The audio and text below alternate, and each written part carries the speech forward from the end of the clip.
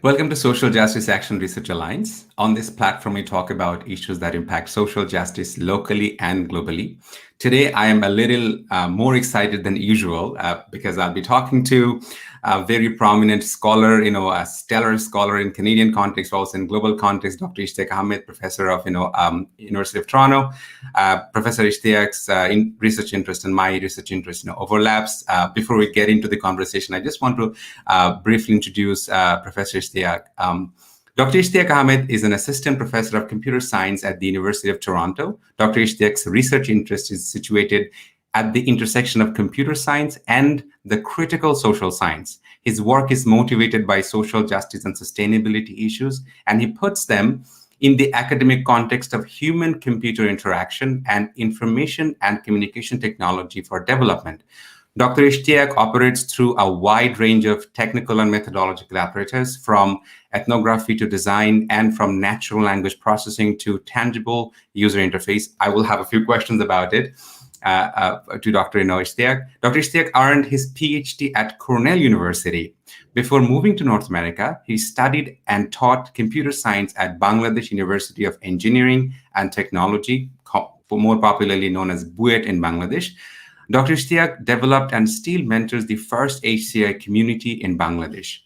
So, as you can see that, Dr. Ishtiaque has a very, very stellar academic career and stellar research record.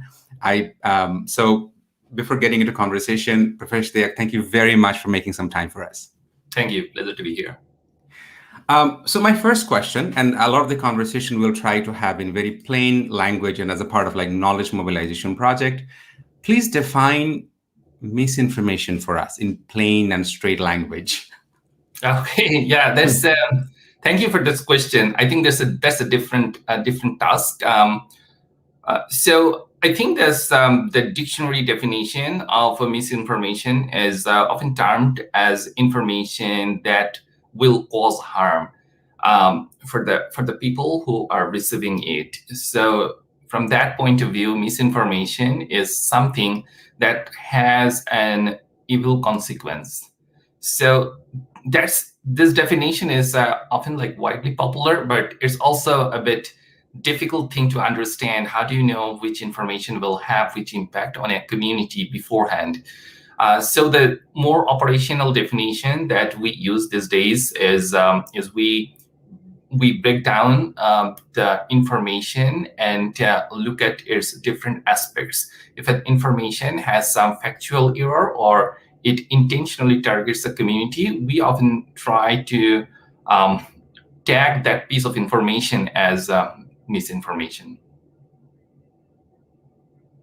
So what I'm hearing from you is that in terms of defining or conceptualizing misinformation, we are looking at two different elements. One is whether it is factually accurate or not, and what is the intention behind it. Correct. So the other thing is that, misinformation has been identified as the existential threat to democracy. It is an existential threat to scientific knowledge at a conjuncture of time when our reliance on science could never be more relevant. We are facing a global pandemic. We are facing an existential threat like climate change. So the two-parts question. The first question is that, is misinformation or propaganda, is it something new, or it has always been there? It has always been there.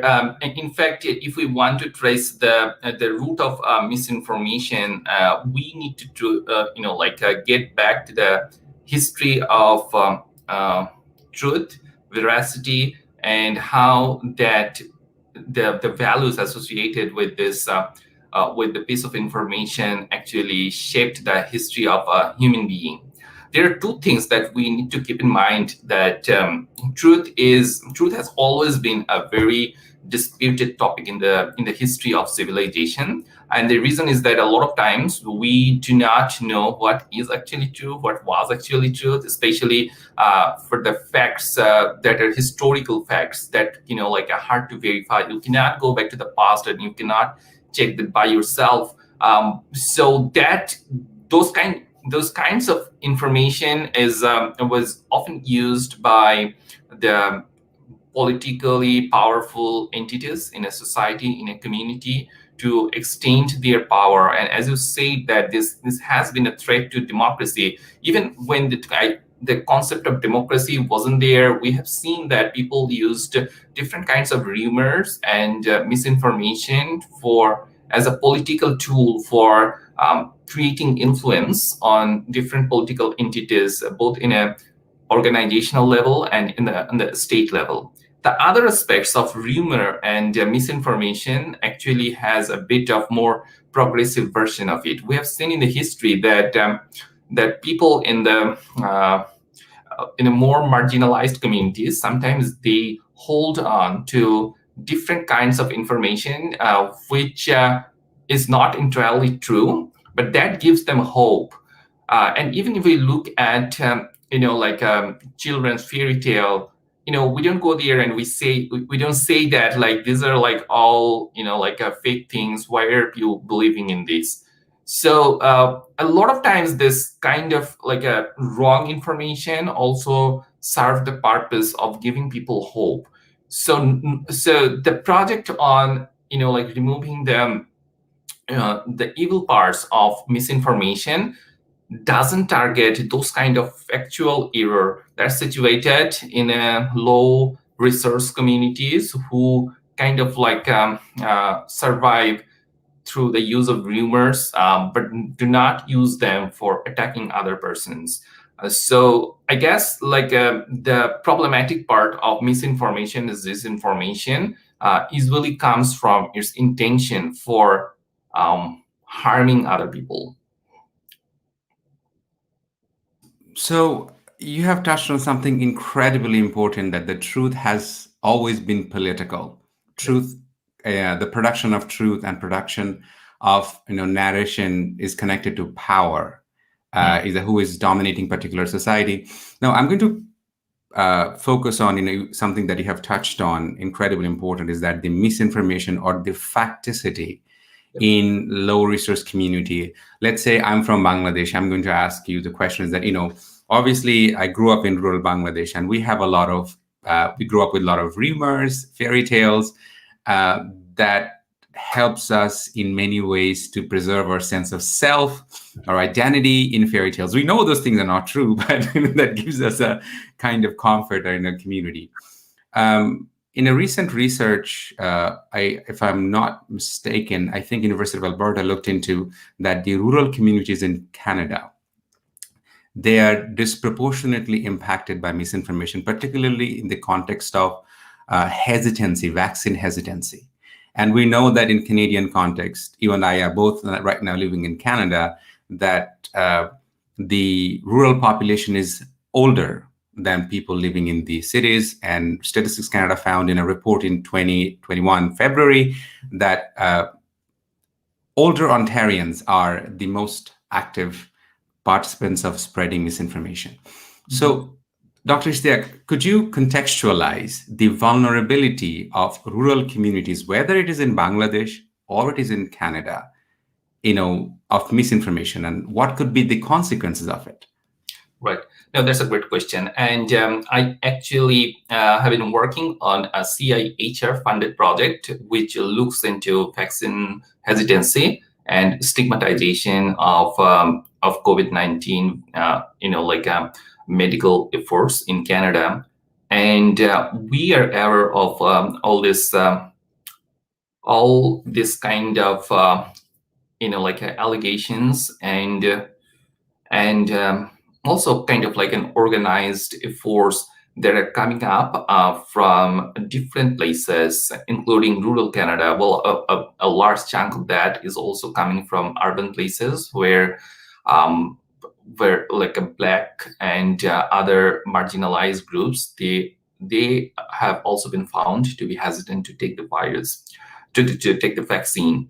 So we need to put this incident into the right context, and we need to look at the history, the political, the history of these communities. If you look at this vaccine hesitancy, why is this so much aligned with the marginalization of these communities. We know that the First Nation communities in Canada, also the Black people here, they have a long history of being marginalized by the colonial government, the people who are in position, and they lost their trust on the government because of those historical events. So now, when a new piece of information is arriving at their door, why would they believe in that? Why would they trust some people who told them a few years ago that they needed to send their children to a boarding school separated from their community? And what they found years after that, this was one of the a disastrous event, most disastrous event in the history of humankind. They trusted these people even further back in the history, and all they found that all their lands were gone. If you look at other marginalized groups, you'll see that they also have this kind of reasons for mistrust to the ruling government. So they have formed this kind of mistrust to these entities for these historical reasons. So this is where we need to put a piece of information in its historical context. We cannot just think about an information without looking at where that information is coming from and who is receiving it.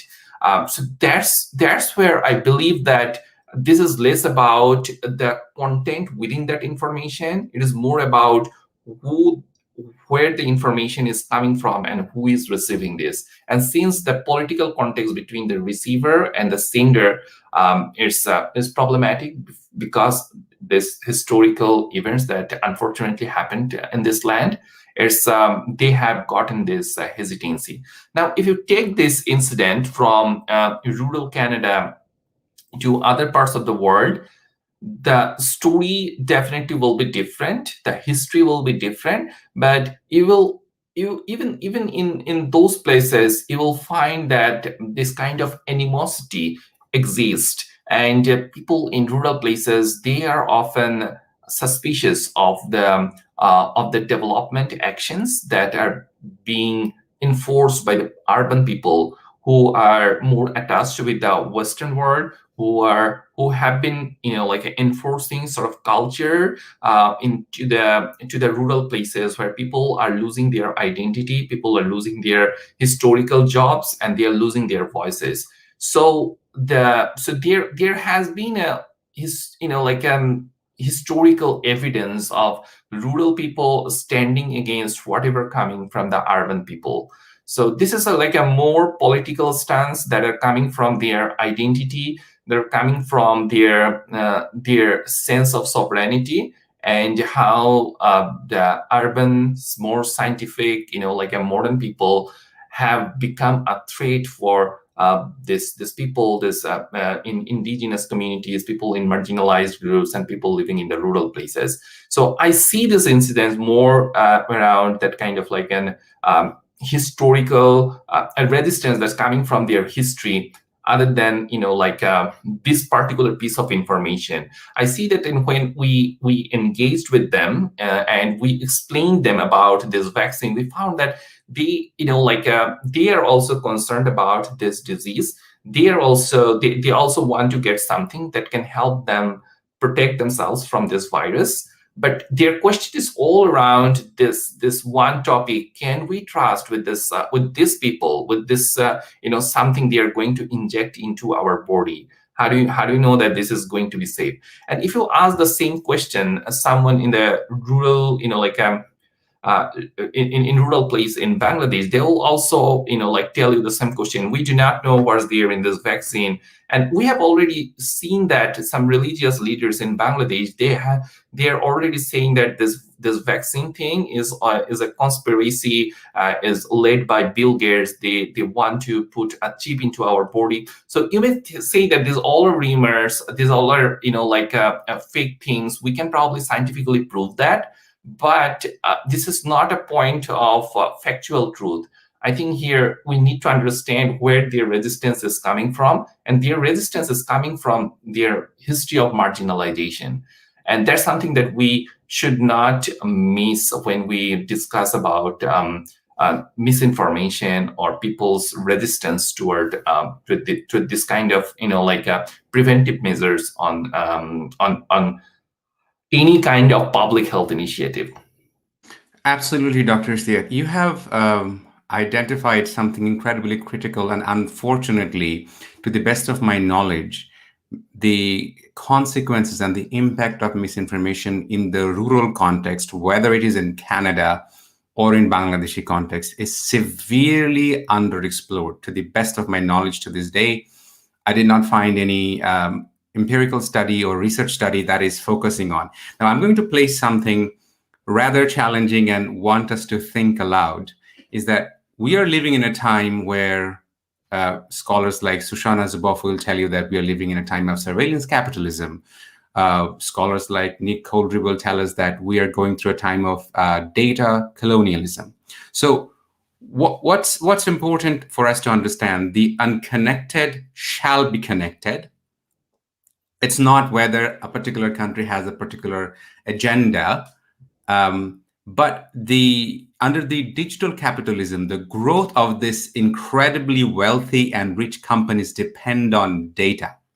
Yep. So that's where you find scholars like Coldry will tell you, hey, there is a cost of connection. Now, this is where I want us to think aloud, is that scholars have adopt a term called reality vertigo.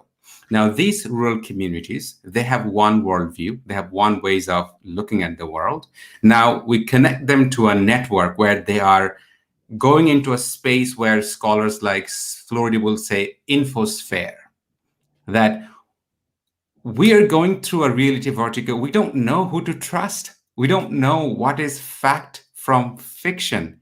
But it is happening at a time when the accurate information is critical for our collective existence as a species, as the global population's health scare.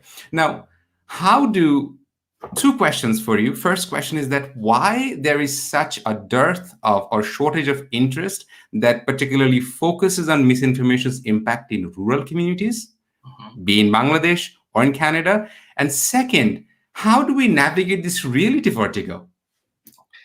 That's a very intelligent observation, and definitely a very a crucial question. And this can actually question this whole epistemological position of misinformation project. Even if you look at the growth of the community initiative and the research initiative around misinformation in this part of the world in North America, you'll see that there was an upsurge in it after 2016 election, where American people first saw the power of misinformation, where then their national election, the verdict of their election, is still debated, but many of us believe that is a result of misinformation and propaganda that was widely spread out through social network. Now, so the misinformation and all this kind of problem actually existed in the world, and different countries in the world have been struggling with this problem for a long time. Even if you take that on a digital sphere, we remember the incidents that happened in Ramu in Bangladesh, where people died because of some a fake Facebook image that was propagated purposefully in a rural community who didn't have the tools and technologies and relevant knowledge for verifying whether that piece of information was correct or not. So now, so you actually asked a really a good question, which will connect a number of things from here. The first thing that I want to mention here is the purpose of truth. Why we take some information, we collect data, and this is the whole idea of this data-driven world. So first of all, I would like to build this on quite a different philosopher or political theorist is Hannah Arendt. who came to the picture after Second World War, when the world was the whole scholarly world was observing a turn toward post-truth society, because it observed how Nazi government was using facts in a way that could eventually leverage their project on killing Jewish people from the world. So Hannah Arendt said that there are four kinds of truth. One is definitely like the mathematical truth, and she was saying that this is like a kind of truth that can be reproduced everywhere. So these are verifiable, kind of like a similar to scientific truth, scientific in the sense of like a reproducible science, very much close toward natural science. For example, like a physical law, or results that you get from chemical reaction. So she was saying that these are also verifiable. The third one is kind of a little debated, but she was saying that it's still kind of like a truth that we can rely on, and the philosophical truth, because she was saying that these are more open-ended and those are more asking questions, and people may come up with the same questions later. But then Hannah was saying that the fourth kind of facts that is more problematic and that shapes the political world is historical facts. And historical facts, the problem with that is you cannot go back to the history and you cannot, verify them.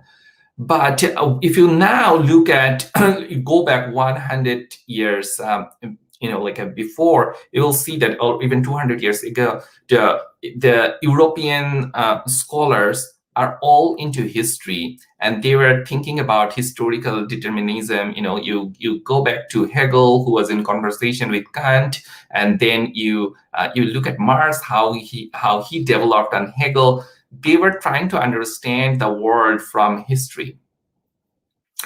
So the problem with this this idea of creating a world by looking at the history is problematic in different sense. Even in our part of the world, we have seen the uprising of subaltern scholars who showed that the history was written by the rich and powerful people. So how can we get an understanding and the worldview of the people who were not even written in the history, right? And there is also other kinds of problems with the history. It's a big lecture, but the point that I was trying to make, that after 200 years, computer scientists, even after all this criticism that came into social science, philosophy, legal studies, and even in literature, they started relying on these historical facts and brought that into building this artificial intelligence.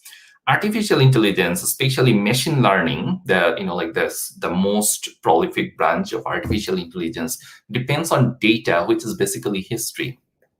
And so the problem is that now you need a lot of data, so you need to create a lot of history, where Shoshana Zuboff was particularly critical of how to make this industry function. You need to continuously feed it with data, and for that you need to steal data from people's life. But for this, you need to impose surveillance. On the other hand, you will also see different kinds of biases that are coming out of this artificial intelligence algorithm. There is a bias against like a racial bias against non-white people. There is gender-based bias, women and people with the a non-binary sphere. They are being a disproportionately biased against. Then people who have a faith-based communities, they're being victim of this kind of discrimination. These all are happening because the intelligence that we're building on this artificial intelligence algorithm is looking at data that was created by the powerful people, that was written down and preserved by powerful people. And not only is there a factual thing, sometimes it's also the result of historical injustice. So the outcome of this intelligence is definitely going to be biased. One particular example of this is the story of the artificial intelligence algorithm that many judges in the United States started to use when they were judging on any request or any appeal for bailing.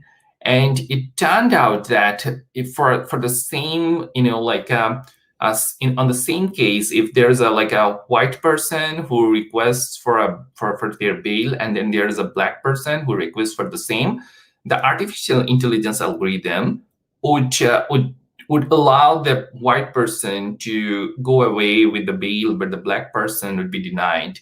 And the reason is the artificial intelligence algorithm was looking at the history. And when the algorithm was looking at the history of the black person, it saw that in the history, when the black person was given a bail, they committed a crime again, because they were again taken to the prison. So the algorithm decided that it's risky to give a black person a bail. And then when it was looking at the white person, it saw that not that many incidents of that happening there. Now, is it really an intelligent decision? Definitely not, because you have to put that into the context of the history of United States, where we know that the black people were put into the jail quite in a discriminatory way. And that was a problem with United States legal system, and that people are still talking about, they're still fighting off.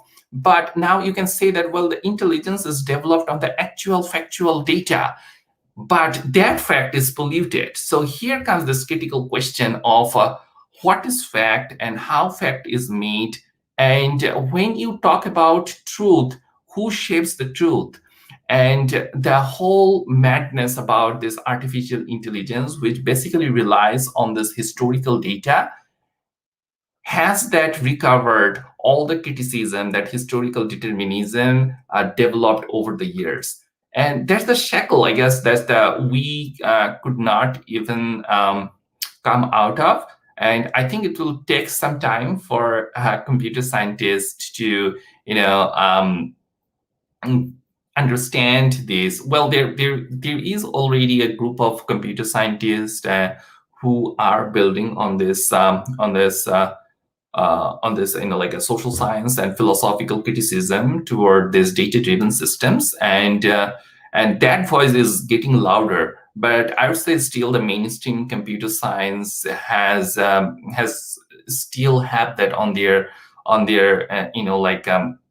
hindsight, and that's where the problem comes from. And when you take that in the context of developing countries, in the global south, where technology often comes as a panacea, the government is all excited about this. How can we make this next level artificial intelligence algorithm in the country? How can we make everything digital? It's very hard to even tell them all the perils that these technologies can actually introduce to the society. The society, those countries, I understand, since my field is in Bangladesh, oftentimes I need to talk to the scholars and policymakers in Bangladesh. I think they are still struggling with that group of people who do not like science and technology at all. So in response to those people, they are being enthusiastic about bringing more science and technologies to the country, which is definitely a positive move. But at the same time, while doing that, they are sometimes very uncritical about the negative consequences of technologies. And what we have failed historically in our country is building a critical mass of scholars who would critically analyze the negative aspects of technology. And there is definitely a disconnect between social sciences and science and technology scholars. If you take that in the context of Bangladesh, how many times have you seen the scholars in, say, BUET or Dhaka University, or all this engineering discipline where natural sciences and engineering are big? How many times they are collaborating with social scientists, and And was there any targeted effort by the government or any kind of like a policy-making agencies to make that connection? It doesn't happen there at all. Sometimes the NGOs who are, fortunately or unfortunately, are the saviors of the people in Bangladesh. They kind of like try to make these connections. Sometimes they some connections that they make that are intelligent, and they're very proud of that. We often clap about it, and sometimes that actually works. But those don't come with a strong scholarly base, and when they fall apart, then we start blaming the technology, or we blaming the people who were in the field. We talk about corruption and other stuff, but the connection between computer science and or technology or engineering in general, and how to understand that using the tools and techniques of social sciences, is completely missing in that part of the world. That's why we don't understand, or we don't often come up with the right level of criticism toward any modern technology that the world gets excited about. The problem is still there in this part of the world, like in the United States or in Canada, but the problem is even more severe in that part of the world. You have touched on so many important points, and I think we will need a series of conversations about it. And I will tell you from the experience of being straightforward a teacher for past 20 years, is I don't think, and I say it with absolute honesty, is that I think that I'm incredibly privileged because of being born in a small village and growing up in a rural Bangladesh, is that it has afforded me a certain kind of understanding that wouldn't have happened if I was not growing up in that certain socioeconomic background. Now, in Bangladesh, I have taught the most privileged kids of the country, the wealthiest faction of the country. And I often say this, that in Bangladesh, we don't have the luxury of critical thinking. You have studied and taught at the institution that is considered to be creme de la creme. That's it. The best and the brightest minds of Bangladesh go to BUET. That's where you graduated from. I came to Canada. My first degree was in social justice and equity studies, which is why my training comes from critical sociology, philosophy, and my previous training is in economics and education. So I subsequently worked about 3 years in financial technology sector in Bangladesh. We have to go through the immigration process, so I had to go through that. Now, what fascinated me, that I have worked with incredibly brilliant young minds who are AI engineers designing models, and and that's where I think you could make a huge contribution, Dr. Ishtiaque, to contribute in creating critical consciousness. When I first read the book of O'Neill, Kath O'Neill, is that weapon of math destruction, my jaws dropped. I was not trained in computer science. I didn't know anything about computer science until I came to Canada and started learning programming language. Like, oh, you have to. So we have a perception that machine neutrality is that, oh, technology is apolitical.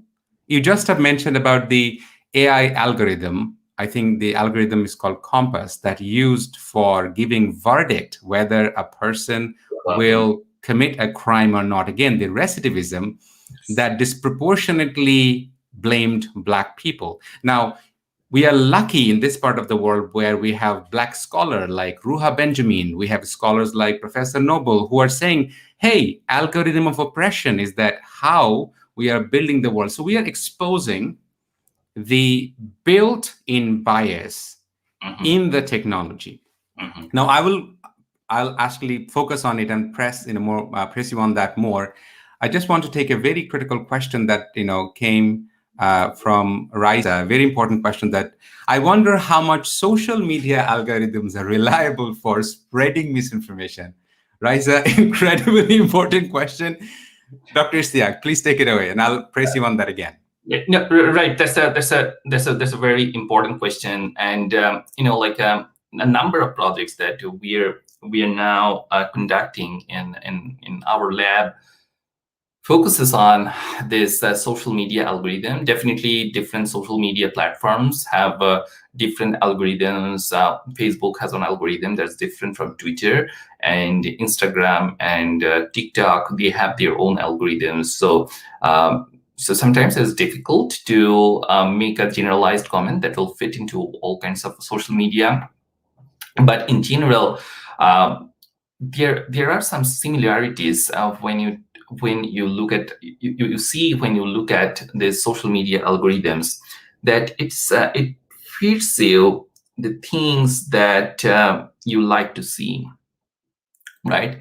And that way it puts you into a filter bubble, which means that you hear things that you like to hear. You all of a sudden you become well, I hate to say this, and this is, you lose your consciousness, and you become a part of a herd that's being led by another person. And unfortunately, probably this is the time where we are getting the largest number of people in the world who are incredibly intelligent, who are incredibly knowledgeable if you compare them with the people in the past. But unfortunately, the people who do not think using their own brain, like when they need to decide something, they do not use their brain. They go to social media and they try to see what other people are thinking, and they borrow their thoughts. This has started to happen with the proliferation of like a digital media in television and radio. And even that time, scholars like Noam Chomsky and others, they were saying that how media was controlling people's mind. And now the social media algorithms have made it even worse, and it has become a problem there. Like there are so in this the social media algorithms are problematic at so many levels. One thing that's particularly important here, one of the problems that I'd like to highlight, is how it is converting, which we call like facts to opinions, right? And this vaccine hesitancy can be one good example. So here are the scientific facts that you find about vaccines. Like, this is how the vaccines were produced. If you can go to any medical journal and in the website, they have like given you proofs step by step. You can verify. These are like facts. You can definitely have different interpretations of that. We can criticize that why developed countries are producing all this thing and not developing countries. We can definitely criticize why the intellectual property is not open, all this kind of stuff. That's a different thing. But this is the fact that how this vaccine is created and how we expect that the vaccine would be effective against COVID-19 viruses. These are facts. These are not opinions. The opinions can come around it. But now when you'll see like some people who purposefully and politically, they want to sabotage this whole initiative of vaccination, you will see that they come up with what now we call alternative facts. They keep saying this, and in a way, if you like keep saying this a lot of times, and if you are within the bubble where other peoples are also kind of echoing the same thing, like this echo chamber effect that you will get, all of a sudden you find that you do not believe these alternative facts altogether. So here is this thing. It's not that you are believing these alternative facts, but what you get in your mind, that you think that, well, we actually do not know what the fact is. There are two groups who have two different opinions. And if you think about this, all of a sudden, the actual fact has now become an opinion. And now you have started this thing, thinking about everything as an opinion. There is no fact. We do not know what the fact is. There are only opinions. And at that point, the power of fact becomes weak. And people gets divided, and it then becomes very easy for others to manipulate people. And this is actually an old trick, even for while defining how fascism works. Scholars have said that one, like even if we go back to Second World War and how Hitler used these techniques to, like debunk all this fact, he was using this same trick. He did not, like say that whatever he is saying is the right thing, but he kept saying this. And at some point, people thought that, well, these are probably, like opinions, like there is no fact. So why wouldn't we believe Hitler any less than, like the other people? So all of a sudden, Hitler's version of the truth became kind of like and got an equal level of credibility. And that's the, that's all you need to control this population. And this is what the social media is doing with incredible efficiencies. So I think social media is a platform which is good for collecting opinions, but it's not a platform where you get a lot of facts. And definitely the algorithms are shaped in this way. In one of our projects, we are actually seeing even like a very disturbing facts about social media. We are starting the social media which does this matchmaking thing. People, get find their romantic partners over these platforms, and they use these platforms even to get married and to have children. Now, you think about the biases in this algorithm, and you'll see, and the millions of people who are using this app, you'll see how these biases are actually shaping the gene pool of human beings for the future. So these algorithms are even controlling what kind of human beings we are going to have in say next 20 or 30 years.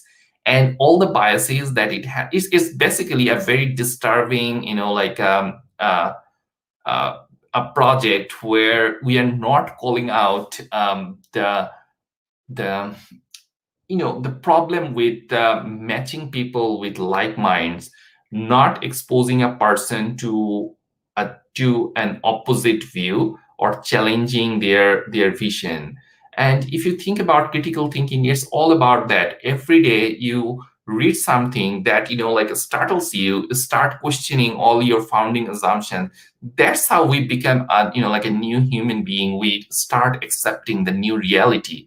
But if we are only fed by the things that kind of like confirms what we already know and believe, that we are not going there. And if we are also matched with people who are like us, who think like us, who like a chime like us, how are we going to produce a culture that's open to like other worldviews? So that's where these algorithms are even dividing the world, polarizing the world in genetic level, and that's what we are concerned of. Adding to that, Dr. Ishtiaque, you have given a lot of very deep insights into the algorithm, social media algorithm. You have touched on something incredibly important, is that the consciousness. Tim Wu has a book, is that the merchant of our attention. So human attention is one of the most profitable commodity. 2016 onwards, it's the data that is the new oil. It's no longer. So I mean, when you see the news like, oh, Google and Facebook, they're investing to expand the submarine cable to connect the unconnected people in South Asia, we get very excited. But we don't understand that Google and Facebook's growth depends on our data. So hence, they are taking our data, but not giving anything in return. And you mentioned something about post-truth and critical thinking. I think a lot of the psychologists, they have paid attention to this, is that the structure of our brain. Elon Musk one famously said something very cheeky but has a lot of truth to it, is that our dumb brain is very fast. Our reptilian brain and limbic system, the emotional brain, is very fast. But the smart brain, our neocortex, is very slow. We, in order to be compassionate, understanding, we have to use. So what's happening is that at Stanford, there is a school, is that the persuasion lab, where you hire best and brightest mind to literally shape. And this is where I find Shoshana Zuboff's work not only dystopian but incredibly relevant is that when you can create a species with absolute certainty that, okay, I can engineer Dr. Ishtiaque's behavior by controlling his emotionality, by controlling his socioeconomic location, right? So I think there was a study found out that all the dating app, whether it is OkCupid or Tinder, that where because these apps, they are interested in engagement, not whether what is their consequence. So obviously social media is going to create that. Question to you, Dr. Ishtiaque. You are an educator, you are a professor, you are teaching at University of Toronto, one of the best institutions in the world. You have gone to places like Cornell to do your studies. You're an engineer and you're a man. Therefore, I'm asked, we know that this study of science is gendered, it's racialized, yada, yada, and so forth. How can we integrate critical thinking, social sciences, in scientific studies from the very elementary level, coming from, let's say, from high school to place like Buet, is that, hey, you're a computer scientist, but you have to think about social sciences. Technology is not apolitical. How do we do that? Well, I wish I knew the answer, but what I can tell you is the ways that people are trying to do this. Places like Cornell, University of Toronto, they all are actually finding ways to connecting these two groups of people. I think one particular thing that often tries to, well, I would say like there are two things going on here. One is definitely people have seen like a bad face of politics in the last 100 years in almost everywhere in the world. So social science and political science often come up with a lot of stigma. People don't want to associate themselves with these things because they believe that people use political theories or the social science only to fight with each other. They do not go anywhere by doing this, and these things do not give you any particular direction to live your life in a way that's that's undisputed. Instead, look at science. It comes with all this uh, what to say, like an objective findings. People cannot dispute on them. You can prove that black and white, and these are like free from politics. So people developed and like people feel that science and technology are the like a safer venues for them to think about, and they alienate like a politics and social science from their life. For many of them, technology and this ethics, like a social, which comes from social and political sciences of philosophy, these two like spheres are completely separate, and they do not want to like connect them together. But now when and they also while doing that, they also have the belief that like technology is inherently good thing. So the more technologies that we have in our life and around our life, we get like more developed, we become more modern.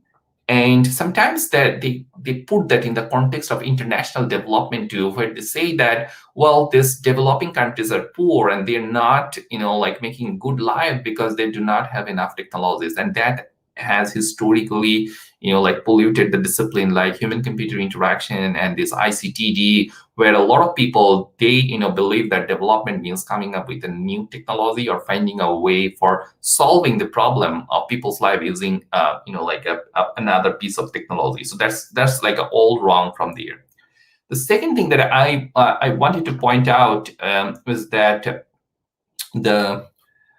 the growth of industrialization, and in the last 20 or 30 years, the growth of computer industry in particular in the Western world, that also made a lot of good jobs for engineers and to some extent to the scientists. So in many parts of the world where people see education as the way to getting a better life, for getting good jobs, they started to get into this engineering education. And oftentimes the scientists, the engineers, they were far well paid, far more like well paid than the social scientists and the political scientists. So like the first 2 or 3 benches in your class, if you order them, they are going to science and technology. And the people who are like not so good in terms of their grades and merit, they go to social science and political science. So the society kind of started to have this kind of stigmatization toward like this social science discipline. If you put that in the context of Bangladesh, I have seen people even like very unapologetically, like in a very disturbing way, saying that, well, all those like the people who have failed in the class, they are now in this arts squad. So why would we even bother hearing from people who couldn't even pass their classes? And this kind of stigmatization toward discipline is not only confined within Bangladesh. I have also seen the similar thing happening in the United States. We have seen this happening in Canada. I was very happy when you celebrated the work of this critical social scientists like Ruha Benjamin and like a Sophia Novel and other people that you mentioned. But how many of them are actually celebrated by computer scientists who live within their bubble? They believe that they're shaping the world. They are the most intelligent people because they can do more critical mathematics. And this is where so this is both a class problem and this is also a safety problem. They don't want to get into social science and political science because they believe that that's not a safe zone for them, and they do not want to go there because it's a class problem. Big social science and political science is associated with people with a lower intelligence class. So this kind of the both of these things are kind of coming together, informing the challenge of integrating science and technology. Oftentimes we try to give people this message that technology is inherently social and political. The course that I teach in University of Toronto is called Computer and Society, and in that we start by telling our students, teaching our students that how technology is inherently political, and you cannot, you can analyze the politics in different ways. There's a different question, but you cannot put a technology in a vacuum where there aren't people around it or, involved with the history of developing a technology. So now these days, excuse me. So these big universities, they are trying to come up with which they call ethics module. So in the ethics module, which basically means that in every course that they teach in computer science, there will be 1 or 2 lectures dedicated for ethical aspects of it. If you teach artificial intelligence, you also have to teach students what are the ethical implications of artificial intelligence, what are the things that they need to be careful about. If you teach them, say, on blockchain, you need to teach them why these things can be problematic for the society and so on. So these are the ways they are trying to do this. Harvard has recently launched something which is called Ethics CS, where computer scientists and philosophers are coming together for building these modules. Stanford joined that initiative a couple of years ago, and this year, University of Toronto from Canada for the first time joined that program. But there is still, you'll see a lot of resistance coming from both the faculty members and the students, who kind of make the same kind of argument. They say that, well, it's ethics and social science, these are all political. Are you going to teach us all this liberal philosophy here? What about the people who do not believe in that? And they kind of pick on this kind of a very lame arguments, in my opinion. But there is definitely a strong resistance that this part of the world is also facing. But I think I'm hopeful. I'm an optimist. I'm hopeful about this journey. I believe that every year we find more and more people who are understanding the necessity of integrating ethics in computing research. And that's a positive move. But it's a long way of saying the simple thing that I do not know the answer of how we can do this in a right way. Perhaps this conversation is a start. Perhaps, I'm saying this from from a long experience of teaching, is that when my students or the parents of my students will see that prominent computer scientists like you are saying the importance of social sciences, in that case, they perhaps will not be so shy, to send their kids, to study social sciences, because these technologies have social implications. Now I'm going to focus on methodological areas, because obviously you are a computer scientist. You are a king of coding, right? So I have looked into your projects and doctoral students that you're supervising, or the students who are working under you. A lot of the projects that I see is very human centric. You're doing ethnography. You are doing semi-structured interviews. So I see one area like you are doing it. On the other spectrum, where I see is that computer scientists, particularly trained in AI, machine learning, they're focusing on the fact that I know we will. I read in your paper, projects that you talk about Hoaxy and other projects like that. Now, question to you, Dr. Ishtiaque, you being a computer scientist, being a professor of computer science, why did you methodologically think it is important to do ethnography, semi-structured interviews that are tools of social sciences? Yeah, no, that's a good question.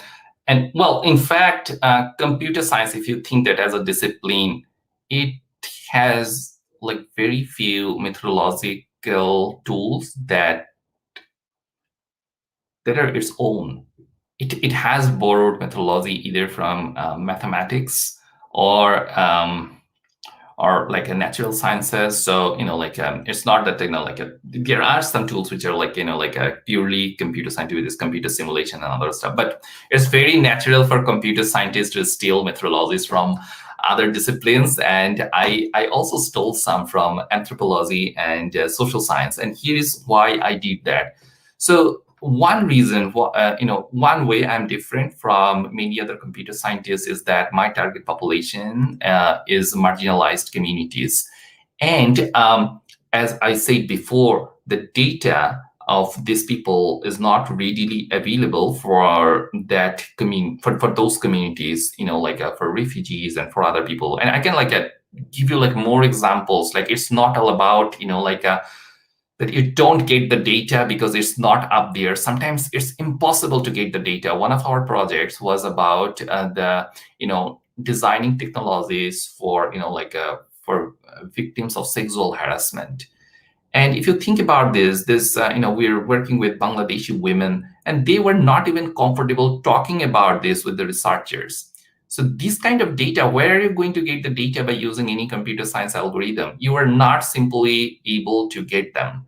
So you need to come up with, established and reliable anthropological and social science methods to get into this kind of data. So this is exactly where when I was a doctoral student. So I also started as a big data and compute, artificial intelligence, a PhD scholar at Cornell.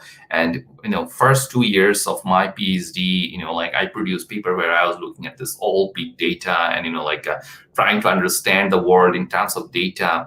And then I had a very interesting conversation with my then advisor.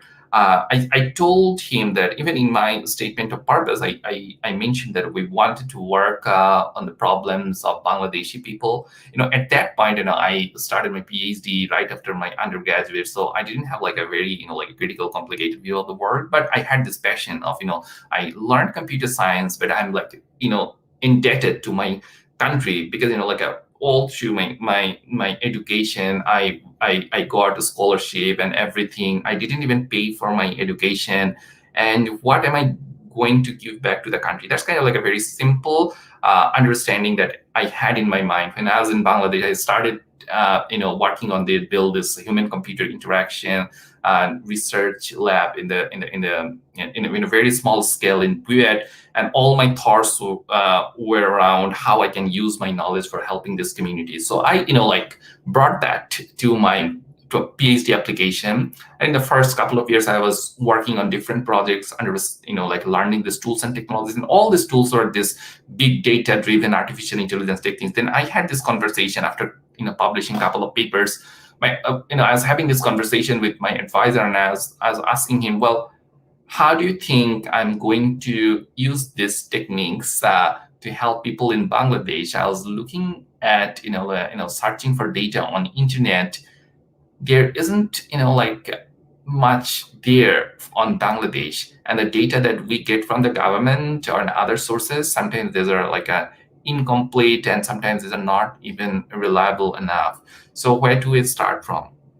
Then he told me that these tools and technologies are inherently built for a bit of an advanced infrastructure, and when you need to build the infrastructure, you need to go back and start from behind, and that will often give you more critical understanding of how you do things. And the project which I started with this, for building an application for this women for combating sexual harassment was kind of eye-opening for me. The basis of computer scientists, even for building a technology in human-computer interaction, that you first understand the needs of the people and then you build the technology. That's very simple if you think about it. But when you ask this question, how are you going to get the needs of this community if they are not even talking? Think about these victims of sexual harassment. They will not talk about this. It's very hard to understand where they got harassed and what is the relationship with that person, all these things. But you need to know them if you want to build a technology for them. So this fundamentally broken, this whole pipeline, how computer science produces research, is fundamentally broken at that point. So at that point, I said that it took me back. I started reading all these critical social sciences from that part of the world. Gayatri Spivak said, "Can the subaltern speak?" All this kind of question I started to ask, and at that point, I found that it's important for me to take ethnography as the methodological tool, even if I want to build computer science. So my master's thesis in Cornell was bridging ethnography with computer science. And then, I came up with this idea of, Voice, which has this methodological process. But the other piece that I think is important here is the kind of ethnography that you do. Is the ethnography is coming from an anthropology discipline, which was also, so here is where we also need to take a battle against the Western philosophy and Western, this mechanism of knowledge production. So ethnography, when it was invented by anthropologists 100 years ago, that also had a bit of a colonial approach where you sent your researchers to some rural island or to some tribal communities, and you extract knowledge from there. This has this tendency of extraction, with a very much colonial understanding of producing knowledge. And the knowledge that they would produce, being an outsider going to a community, is definitely not, has the actual voice of the people, because they, we know about the literature, the criticism to this kind of knowledge that came from the Middle East, where Edward Said was talking about Orientalism, and even for this from Latin America, Arturo Escobar.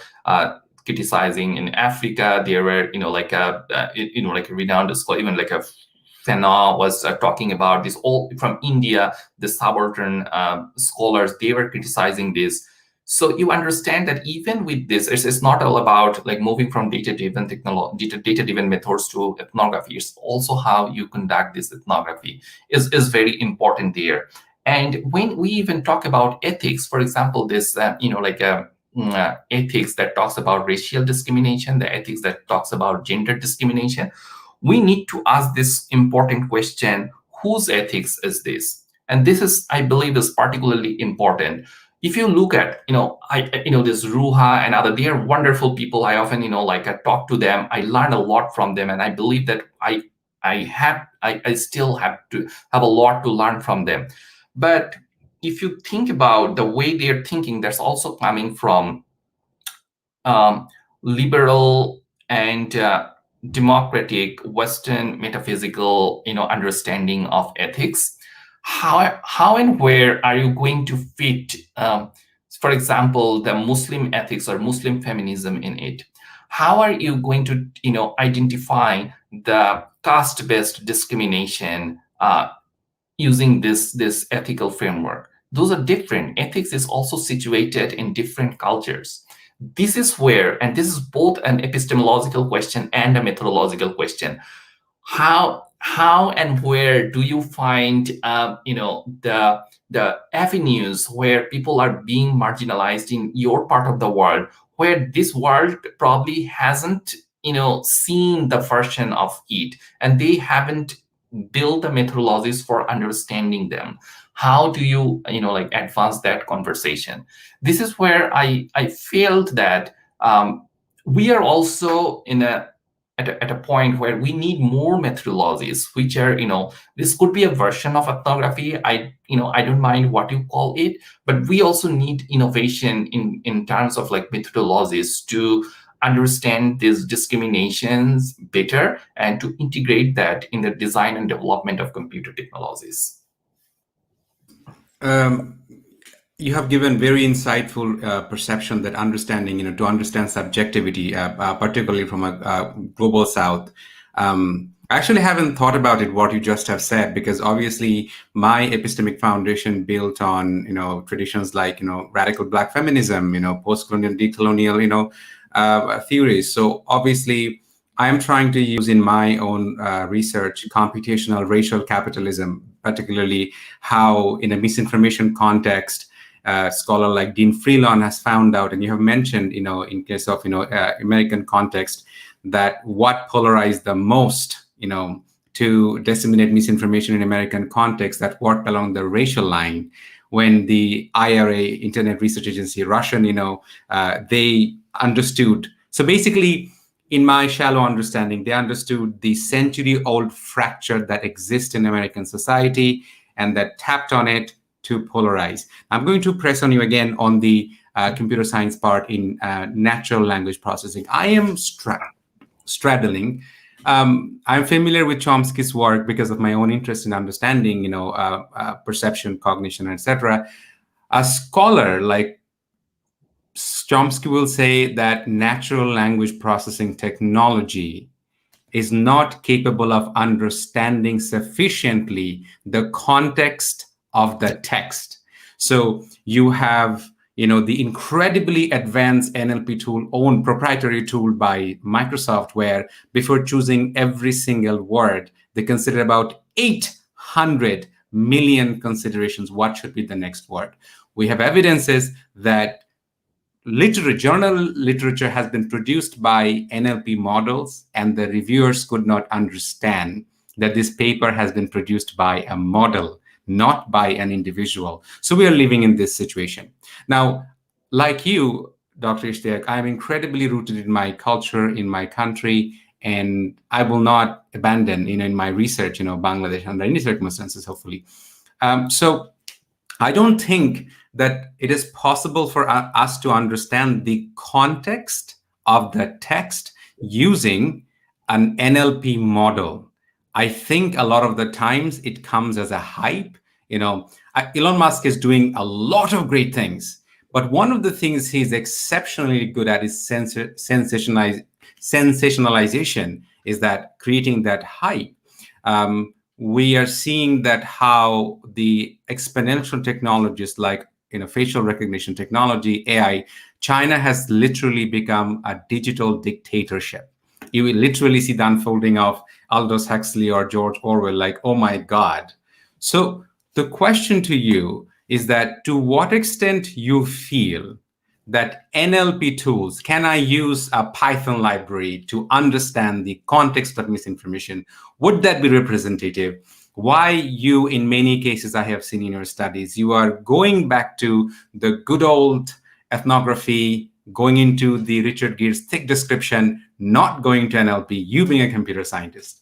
Right. Yeah, that's a great question. And like I will start from Chomsky, because that's a good pointer for us to understand this discourse. And you are perfectly right. When we enter into this symbolic world of language, and like you say something, I say something, if we just like take the text out of its context, who said that in which context, and we do the textual analysis of it, it's going nowhere. It's not going to give us an understanding of the context, as you correctly mentioned. And we have also like seen that while analyzing the data of #MeToo movement, which like was a big thing in the world, but we only saw that the people who got the justice is the people who were celebrities themselves, or they were blaming another celebrities. So it's very important that who is talking and about whom they are talking. So now, why we're still like using this tools of NLP for making some kind of like a sense of what's going on? And the reason is exactly that we are actually building on Chomsky's Chomsky's idea of this. And, it actually didn't start from Chomsky. Chomsky was building on the Lacan and all this, to some extent, like Wittgenstein, and then like how this becomes detached from reality, how you play with your words, even in mathematics and other places. You make logic for the sake of logic, but that logic is not connected to the world that you live in, your phenomenological understanding of the world. Now, why are we still using this? The internet or the digital world is kind of like a full of that. If I see something, with your name on Twitter saying something, how sure I am that you are actually the person who said that, and why you said that? How do I know that? But people have now started living in a world where they have stopped thinking about that, and they are only consuming that content. So we take that as our point of departure. So let's see what people are, it's kind of like a phenomenological understanding. You enter into Twitter, and what you see around it, what you feel, that may be different from what it is actually. As like Heidegger said, is like it's a buffer from the real world. So if you touch a elephant by its like a leg, you may think that it's a pillar. So okay, so what a person will think, for example, in COVID-19, if an Asian person, when we say Asian, I'm basically meaning the people who are coming from the Far East, from China or like Korea, they would often think that people are hurling insulting tweets to them, although the reality is different. And it's sometimes irrelevant to see who is saying that. Whenever they enter into a Twitter, they are seeing that people are saying bad things about them. If some Muslim person, like does something bad, all of a sudden, as a Muslim, you enter into social media and say everyone is saying bad things about you, about Muslims. So that's kind of like a phenomenological understanding that we understand from. And we try to understand why that world, that built-up world, which is definitely different from the reality, and then again, how we are defining reality, right? So that's the first step. Then in the second step, we try to understand where this like messages are coming from. And at that point, our investigations are often more, qualitative. We go back to actual person. We try to interview them to understand where they are coming from. But to understand the overall severity or impact, we often still depend on this natural language processing techniques. But as I said, that kind of like gives us as just like a point of departure to understand the problem, but not to actually make a like a very deep comment on that. So you're suggesting that probably one of the best way to approach it would be a mixed method. Like you do take. So in other words, can we safely say that the digital representation of the world, so I'm going to go to Baudrillard now, is that the simulation and simulacra, is that to what extent we can be confident that the simulation is the reality. Yeah. Now, when you draw on people like Wittgenstein, is that he literally drew on the fact that the limitation of language. The language can it actually explain things to the reality? Yeah. My question to you, Dr. Ishtiaque, in such a context where you have scholars like Yuval Noah Harari, technology ethicist like Tristan Harris, they will tell you that once upon a time it was a philosophical pursuit that if you want to know thyself, okay, that's a philosophical pursuit. But we in 2021 have sufficiently proved ourselves. And again, I'm coming from the point of misinformation, that we are hackable entity. It is possible because you have a smartphone in your pocket.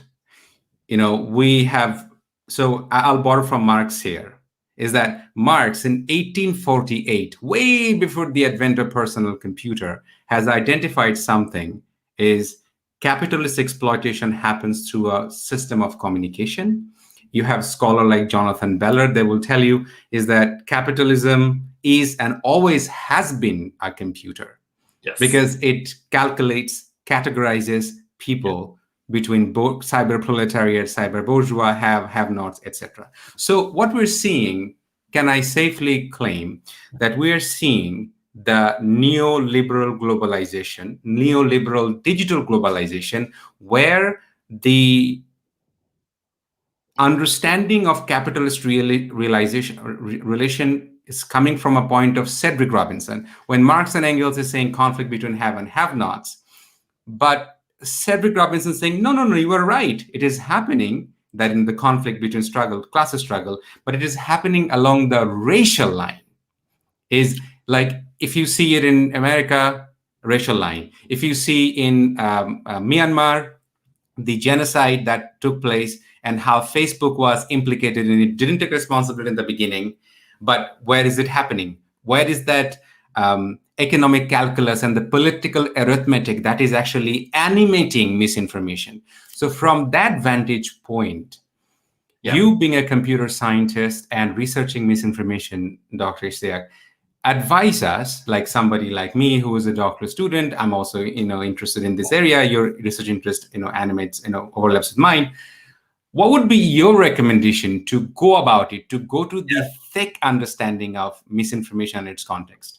Right. So I'm also like a researcher on that. So my my exploration is also partial. So I can only tell you from and as you know, it's every day you're seeing a new incidence and you are questioning your old understanding. So it's an expanding world of here, like this the discrimination AI and how this neoliberal politics is injected into computing and has now become like a second word for development in many parts of the world. So there are like a couple of things I want to highlight here. First of all, is that this neoliberalism it's like rooted in the world, like a personal computing. The Intel's tagline was computing is personal again.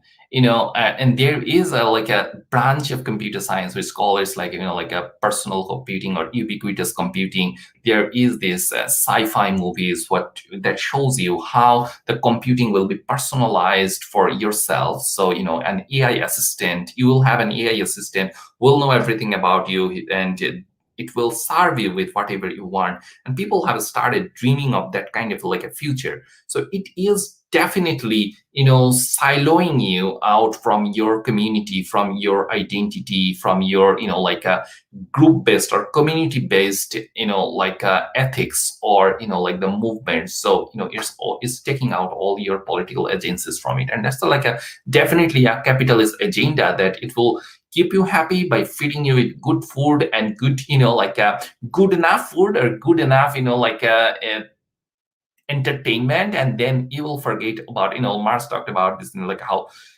even so here is where I will make it complicated. And this is I'll borrow from South Asian anthropologist, is a South Indian anthropologist. In fact, now he is a professor at New York University, Arjun Appadurai, who took it one step forward, and he said it's not even individualism, it's individualism, which means that it's not only here that we are taking individual as an unit, which was the like a basis of neoliberalism.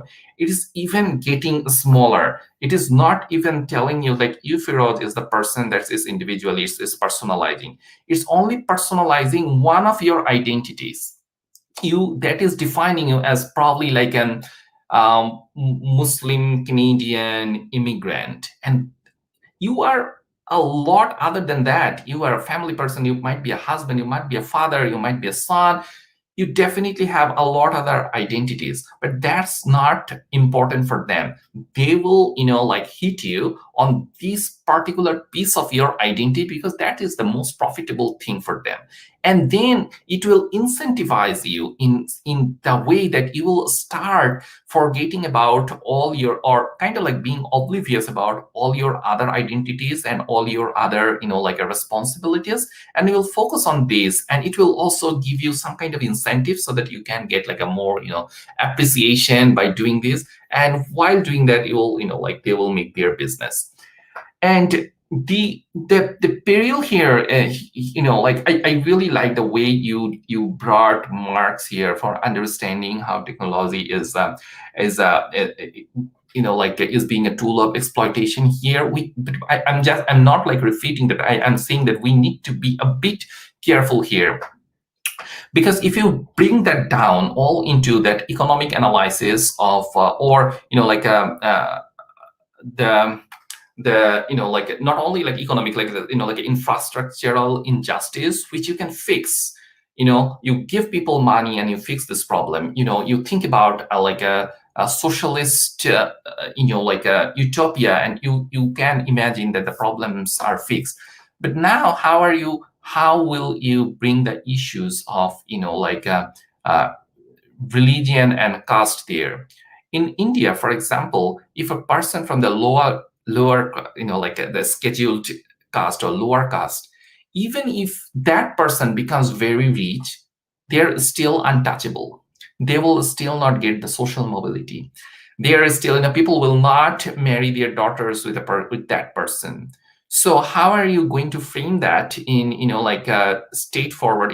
There is definitely an interpretation that you can bring for but all I'm saying that interpretation is needed to capture this kind of a politics here. Or we might need a different point of departure to understand how technology is being a weapon for like deepening the marginalization in a wider context. It's the marginal. So the economic marginalization is oftentimes the result of it. It's not the like the starting point.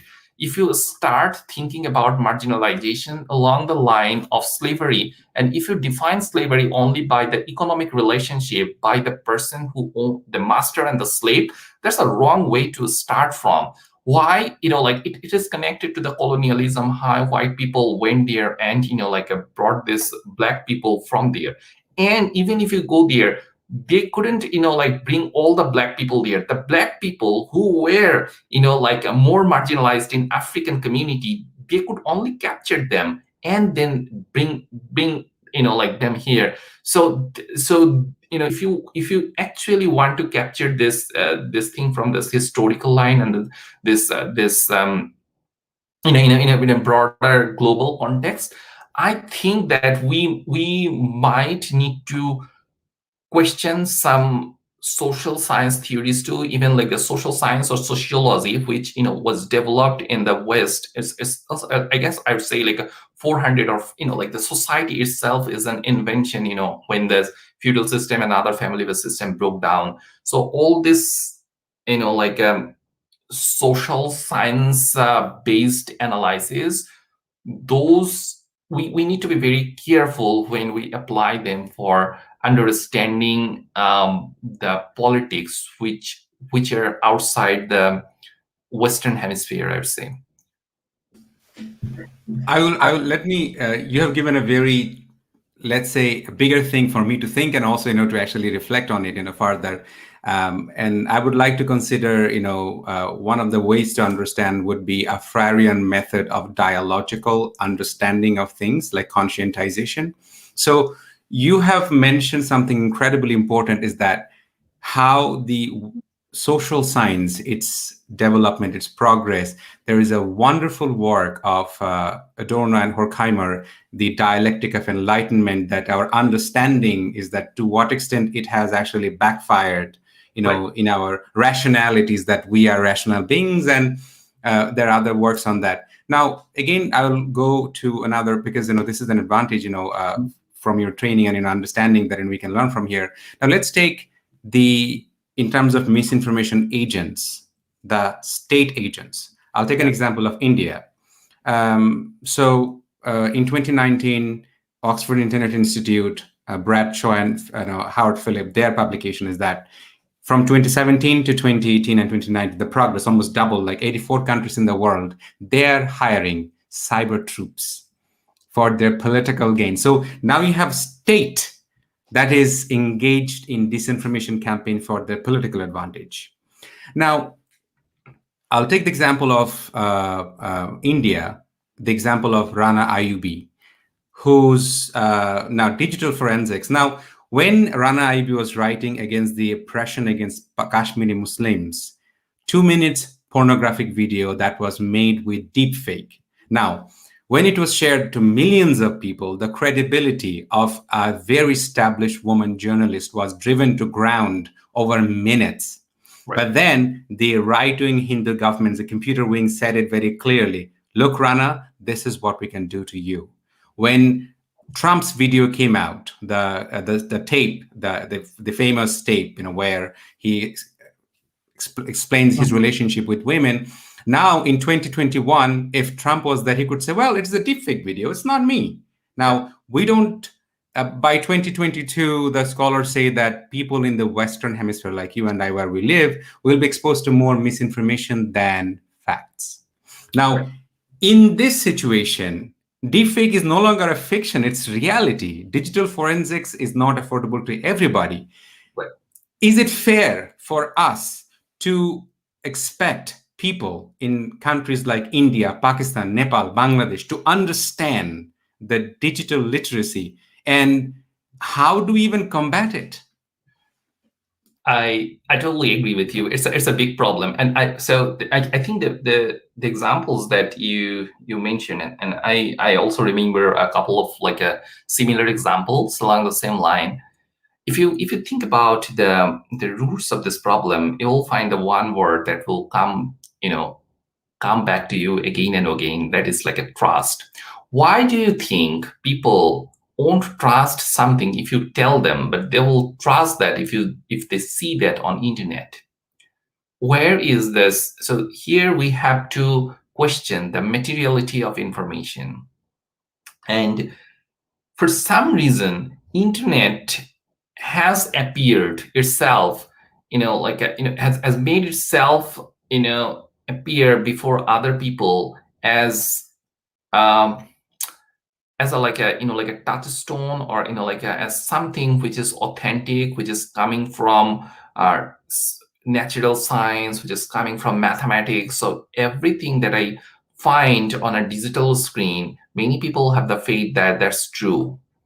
And now this is fundamentally problematic because this is the same thing that we saw with religion. When someone, even there's a long history of how Catholic popes all over the world, they also spread out rumors and propaganda for the kings when they're the church was connected to the state. So they would do the same thing, and people would believe them because they were wearing this pope gown, and they had beards and all these things, and how that is different from the appearance of digital media, and you put someone there. So this is number one. The second particular thing is, well, if this is all about the question of the materiality and trust about people, is there no responsibility for the computer scientists there? Some computer scientists can, walk out of the room saying that, well, it's your problem that you trust internet. It's not our problem. People are like this, and they're, using this thing.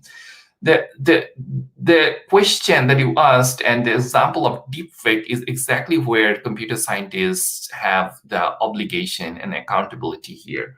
So now think about this, so if you look at image theory from like a Rancia and others, even you can drag them to some more like a contemporary philosophers who talk about like a vision, like language, how there's different. So what do you think is a fake? Let's say I'll give you in a kind of like a fun example of it. You see like a women in our culture during their wedding, they go to like beauty parlors, and they come up with a image of themselves which is often different from how they look like in their real life. So now so when you look at that woman, do you call them deep fake? Probably not, because although you see them different from how they look like, you know the reason why they're looking like that, and you know the mechanism how they look like this. And you wouldn't probably, if you were like like a even moderately intelligent person, wouldn't like judge a person's beauty based on their look, how they look at their wedding, right? So the question here is that you do not trust this because you understand the mechanism. But for computer scientists and this deepfake algorithm, the failure is there that people don't understand that mechanism. So a lot of algorithms, a lot of tools and techniques in computer science is so much opaque, is that they cannot explain what they have done on something to general people. So general people, because of this complexity and this opaqueness, they started to believe in that. They think that this could be a magic, and they don't even know that if that magic has happened. So this is where I think this computer scientist need to there needs to be like more advanced science and technology journalism. Computer scientists also need to come forward for explaining the real people, the general people, that how computer science had advanced and it can now create all these things. So whatever you see and hear, don't trust them, question yourself, and here are these authentic sources where you can check, and only after checking you can take a decision. So we probably need to go back to our basic, and we need to improve our communication with other groups of people. Here is where computer scientists are not doing great. So besides learning ethics, computer scientists might also need to learn communication. Oh, absolutely. Dr. Ishtiaque, I know that you said that you might have a guest, and I guess, can I ask you a few more questions? Because I have a lot of questions that that needs to be asked. They haven't yet heard any knock on my door, so okay, let's keep going on. Thank you. We know the famous adage of Mark Zuckerberg. His working motto is that move fast, break things. So he did move fast. He did break things. Look at Brexit. Look at US election. Look at Cambridge Analytica. But the thing is that these bodies, they have that capability. For example, think about Google. Think about Facebook. Now, I will bring us to literally nitty-gritty of social reality in a pandemic context. 1 year into the pandemic, 400 million people have lost jobs. To this day, we see how pandemic is raging. 8 white men in the world own more wealth than half of the world. 1 year into the pandemic, 7 CEOs, tech CEOs, have earned $360 billion additional, and that's Oxfam report 2020, right? And then you see, and I'm going to ask you, please help us to understand it critically from a Bangladeshi perspective, that in Bangladesh, we have, let's say, I'll give you a very naive example.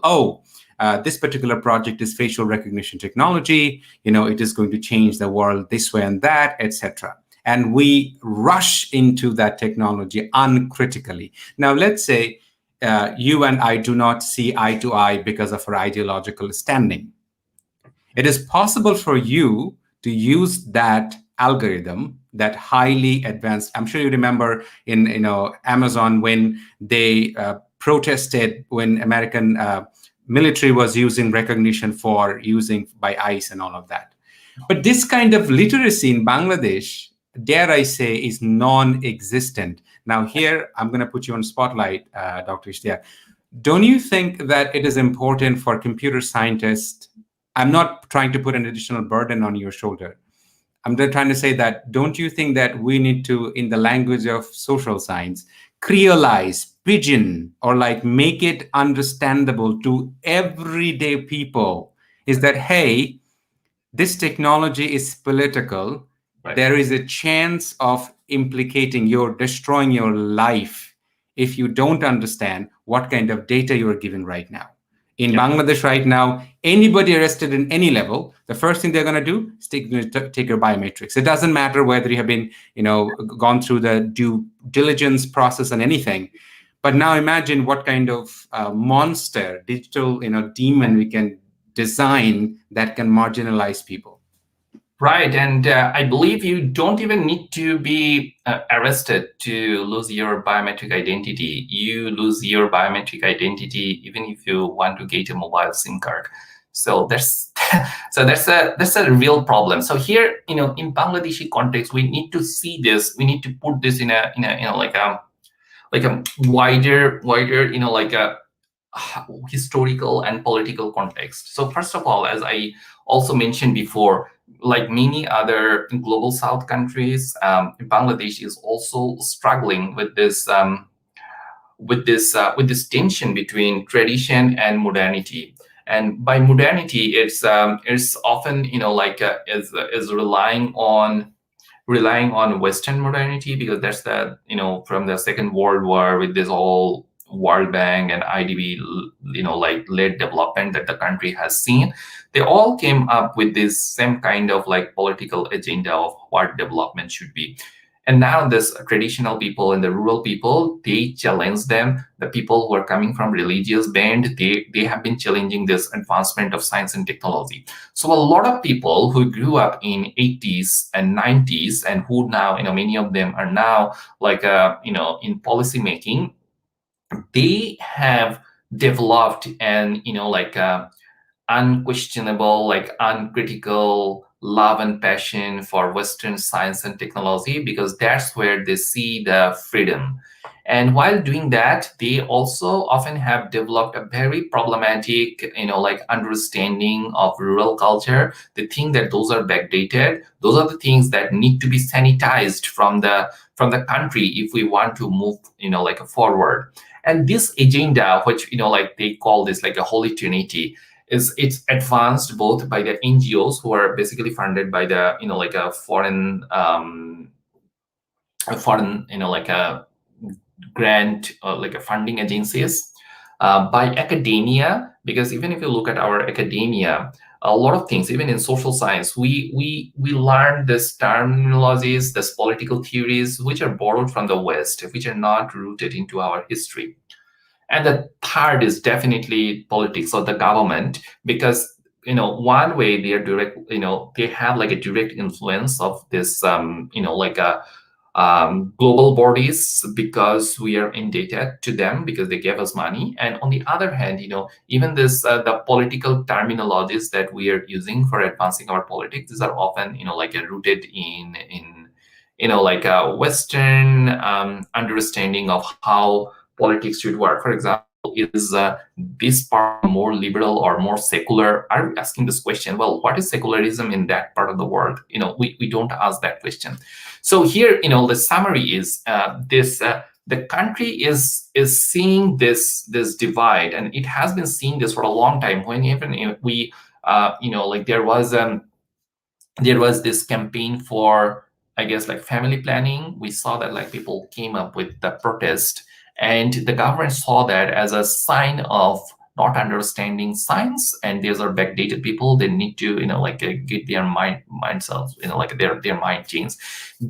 There has been a paucity in an understanding, empathetic understanding of where these people are coming from. there might be a lack of understanding from their part in understanding science. Then we have like, even we are in fault in not understanding their political perspective. How much time we have spent to understand their political, or historical and cultural identities? We have not. So now the country is at that point. And here, if you go there in Bangladesh and start criticizing technology, they will align you with those people who have been criticizing technology, because they will also say, well, are you another those like bigots, or like all this backdated people who are coming here for saying that technology is not will not salvage us? What are you talking about? So like they are still, the country is a large part of the country is still dreaming of a freedom within this West dependent like science and technology. For a lot of them, West is the heaven. And like we have seen even like stories, people are trying their best to relocate to the West. Then how can you bring a criticism of Western culture or Western technology to them? And you don't have to go back to Bangladesh to understand this. Even in like a mainstream diaspora in North America, if you start criticizing the country that they live in, you will see the level of resistance that they have. You go to an American and you start criticizing how America is like all screwed up at all levels. This capitalist agenda is falling down and all these things. They will get mad at you. It's so this is this like a love that we have grown in us. I do not know if that started from our colonial root, or like where it started from. So this kind of like fundamentally prevents building a critical scholarship in the country that can honestly criticize an impact of a technology, be it computer technology or other technology, or a scientific like advancement in the country from the perspective of the local people. So that's where I see the main problem. I have tried to engage the local scholars and policymakers to like engage in this kind of when there was this like this all this like this startup and entrepreneurship movement is going on. That's also going on here, that's also going on there. But what is the difference here? It's an individualistic society from the beginning. Because if you look at the history of this the development of the North America, people migrated here, being uprooted from their culture. So you can't think of that culture here. But when you put that thing over there, you don't understand that the state is failing to give people job, and now it's telling that you get your job for yourself. If you fail, it's your fault. You are not a good entrepreneur. So where does it mean if you bring here, like this, like a late Marxist philosopher, like a post-Marxist philosopher like Polanyi and others, how fascism works? It's basically, when the state fails, it puts the responsibility to the citizens. It says that I didn't fail, you failed. And it's fundamentally what like Arjun Appadurai also said, privatization of hope. So now, instead of having a hope that as a community the government will like lead the whole nation forward, it's individualizing the hope. It says that, well, your responsibility is to become successful in your life as an individual. You do that, and if you fail, it's your fault. It's the same kind of thing we're seeing in Silicon Valley, and where this burnout thing is happening. A person in Google, they say that, well, they're giving a lot of tasks which is often not doable for them, and if they are failing, and they have to fail, half of them have to fail for the industry to move on.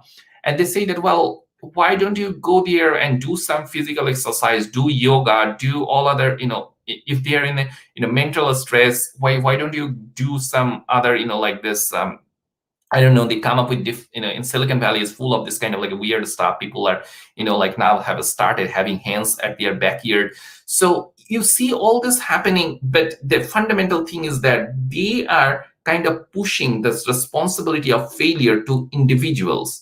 So this individualization of hope and this like state level failure has been shifted to this to individuals. In the fundamental problem that many people are not seeing, is, I would say that it's a historical tendency of this of the country that is seeing its freedom in being Western.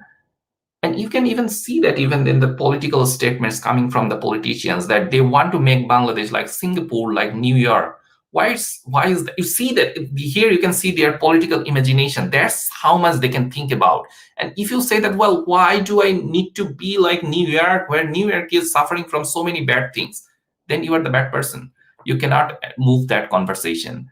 And then there are also, all kinds of problematic understanding they are having. Some people have this step level thinking that they say, yes, first we need to go to New York, become someone like, then we can think about the problems in New York. So they think that they're like this step level things. There is kind of, how James Scott like said this as like a seeing like a state.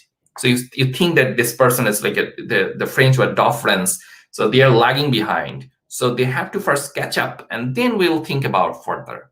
They don't think that we are different, and our objective should be different, our dream should be different. We are not trained like that way. So that's like a fundamental thought level colonization that the whole country is suffering from, especially the people who are in the policy level. And this is very unfortunate, because even if you look at the constitution of Bangladesh, there are like the four pillars which clearly mentions that Bangladesh has a sovereignty in terms of their thinking in this understanding level. But we fail to capture that in our policy. We fail to capture that in our education, and we have basically made ourselves a country which supplies low skill laborers to the Middle East and high skill laborers to the North America, like myself and you. And I'm sorry, but I cannot say anything much better than that. And that's probably coming from my little knowledge of interacting with these people. But that's something that I think we need to have more conversation on. I mean, absolutely. I was listening to you with rapt attention. Is that how many things you were able to like put it together like a poet? And obviously, I couldn't. I mean, you put it wonderfully. And as I have mentioned, we use these conversations to promote critical thinking. Now, I'm going to touch on something very sensitive. Is that in North American context, we hear that a very racial slur from predominantly white people that go back to your country. We hear that. But I'm going to now touch on something sensitive, is that what you just have said is that three scholars, first it was Frantz Fanon with his book, Black Skin, White Mask. Subsequently from Iran, Hamid Dabashi, and from Canada, Grant Coulthard, is that this idea of psychic colonization is that how we aspire to be like the West, but it is an indefinite deferral, because it doesn't matter what you do, you shall never be like them. So I mean, I have a teenage son, and I have very critical conversation with him, is that you are a Muslim brown kid and you shall never be a Canadian. You will always be a hyphenated Canadian. So when you have these conversations with immigrant communities here, you hear this from us, that if you don't like Canada, go back to Bangladesh. If you don't like, if you have issues with it, why did you come from Bangladesh to Canada? But if you don't have this critical conversation, how will we understand our subjectivity? So I'm saying this, keeping us in the center. Now, one of the very sensitive area that, I have not dared to ask anybody, but I'm going to risk asking you now anyway, is the datafication of the development work. I mean, I have a master's degree in development studies from Bangladesh, and we know that how Bangladesh is a place, a field for development experiments and so on and so forth. But then what is happening increasingly, the development organizations like United Nations and all the other organizations, they are transforming their development measures towards dataism. Oh, government doesn't have the statistics, but hey, can I ask Facebook or any of the apps or any of them, they're tracking different metrics and to decide how our development work is happening? Also, to measure the impacts of development work. You go to a refugee camp, they're putting your biometrics data on blockchain. Yep. So there I have to talk about the society of control. I can't help but talk about deluge. I can't help but talk about Guy Debord. Is that the society of the spectacle, right? So you go in front of highly advanced technology, give you a retina scan, your money is put in blockchain, you get your rights, and etc. But at the same time, I can put that refugee person in open prison. Right. If that person comes to Canadian border, my exponential technology will say, well, this person is from Syria, has gone through this border and that border. So the datafication of the marginalized bodies, and therefore the governmentality, what Foucault talked about, can be done on a global scale. Yes. Dr. Ishtiaque, I want you to request you to give your honest, unfiltered view towards it. No. I believe you have said this all. There's like little that I can add to that. You brought like very rightly Foucault, Deleuze here, and this the surveillance that like the technology is enabling is very much problematic. And this most unfortunate part of that is. Well, either the policymakers don't see this or they don't see the evil in this, and that's the problem. And refugees and immigrants, they are definitely like a vulnerable population out there, and like a lot of ways, with all these problems with this data centric or data driven technologies. One thing is that definitely it creates a control. The other thing is that it also introduces all kinds of biases that we impose on them. It's as Foucault said, that it's not only putting a surveillance to understand what you are doing, but it's also disciplining you by the way the person is looking at you, right? So it is eventually destroying those people's like sovereignty, their culture, because you don't like that, right? And because you're looking at them, you are eventually destroying these people. So you are basically in from that panoptical like a perspective, you are basically over the long time creating a population that to you is the what we call like a bare human being, who will go there, who will eat, sleep, like will get the education that United Nations is giving them for in like the basic education. And at the end of the day, they will become something which will like eventually serve the labor force of the country. Now, a version of that, and like I'll move that to your point where you started from, this case of Canada or United States to some extent, where we have all this immigrant population, which is a kind of like like a glorified version of this refugees, like this economic refugees, I would say. And when they enter into this country, and the only argument that we can probably like make is that, well, we are contributing to the economy of this country, so why are you calling us out? But the problem is, in fact, I believe much deeper than that. And here is where an important scholar is Homi Bhabha. Who's a Harvard professor here. His seminal work on the location of culture. So, what is Canadian? That's something that we need to like ask. If you like go back to the history, so one like a possible trace that we get, that this was a country of the First Nations, and then the colonizers actually took over it. And in fact, it's ironic that when we talk about post-colonialism, and this First Nation scholars, they tell us, well, what is post-colonialism? Is colonization over? And it's very sad if you think about it. The colonization is still going on there. And now those people, those colonizers, are talking about Canadian culture and questioning us about our identity and whether we are Canadian enough or not. So here is where I would think that it's a question of voice. Your children or my children, they will, to some extent, or even with their full potential, will eventually become a part of this Canadian society, in the sense that they will contribute to the economy of Canada. No doubt they will get the job. The problem will happen when they will start raising their own voice. At that point, people will ask that question. If they have this authority or this, like the identity required for raising a political voice. So for the refugees there, the Rohingya refugees in Bangladesh, starting from there to us, the same question, like remains whether we have the political voice. Other things you can, fight for that. You can get that, you do Marxist analysis, are you getting equal job or not? All DEI question, you can solve that. The only question that matters is, do you have a political voice? If you want to move a policy of Canada, can you raise your voice for that?